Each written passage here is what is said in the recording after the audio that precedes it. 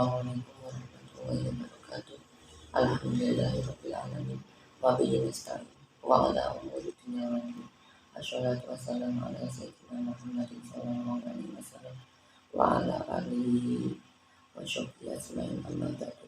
Yang saya hormati Bapak Asif Asyafi MPTI selaku mata kuliah pembelajaran SKI MI.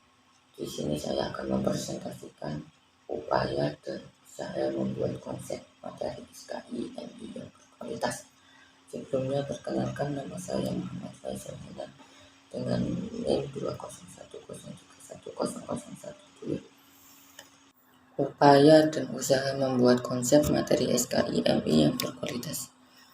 Proses belajar mengajar pada dasarnya merupakan proses penyampaian materi dari guru kepada siswa agar siswa mampu memahami materi pembelajaran sesuai dengan tujuan pembelajaran yang sudah ditentukan.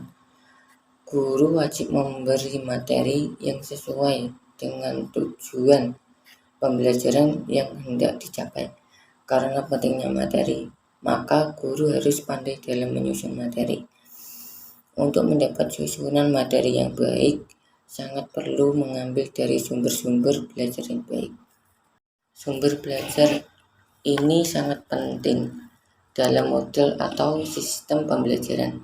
Pemilihan materi dan sumber belajar dijadikan salah satu poin atau kegiatan yang sangat penting. Pemilihan sumber belajar hendaknya tidak sembarangan. Dalam pemilihan sumber belajar akan lebih baik jika guru menggunakan kriteria tertentu untuk memilih sumber belajar yang akan dipakai. Ini dimaksudkan agar sumber belajar yang dipilih dapat dan sesuai dengan tujuan pembelajaran serta efisien jika diterapkan dalam pembelajaran. Pemilihan sumber belajar yang berkualitas. Yang pertama, ekonomis, yang berarti bahwa sumber belajar tidak harus mahal. Sumber belajar perlu disesuaikan dengan alokasi dana dan kebutuhan sumber belajar yang akan digunakan, seperti layaknya prinsip ekonomi. Perlu diusahakan agar mampu mendapatkan sumber belajar berkualitas yang sesuai kebutuhan dengan alokasi dana yang seminimal mungkin. Praktis dan sederhana.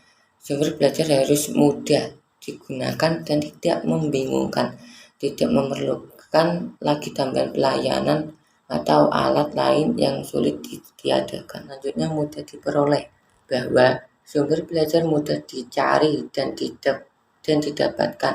Jika perlu dapat memanfaatkan lingkungan sekitar yang tersedia, sehingga peserta didik juga dapat dengan mudah memanfaatkan.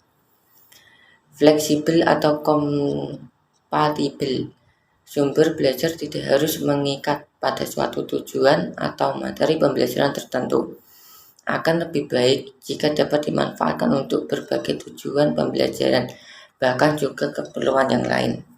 Selanjutnya adalah hal-hal yang perlu diperhatikan dalam pemilihan sumber belajar yang berkualitas. Pertama, sumber belajar dapat memotivasi peserta didik dalam belajar. Kedua, sumber belajar untuk tujuan pengajaran. Maksudnya, sumber belajar yang dipilih sebaiknya mendukung kegiatan belajar mengajar yang dilaksanakan. Ketiga, sumber belajar untuk penelitian. Maksudnya, sumber belajar yang dipilih hendaknya dapat diobservasi, dianalisis, dicatat secara teliti, dan sebagainya.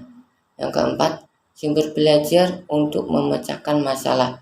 Maksudnya, sumber belajar yang dipilih hendaknya dapat mengatasi problem belajar peserta didik yang dihadapi dalam kegiatan belajar mengajar. Yang kelima, sumber belajar untuk presentasi.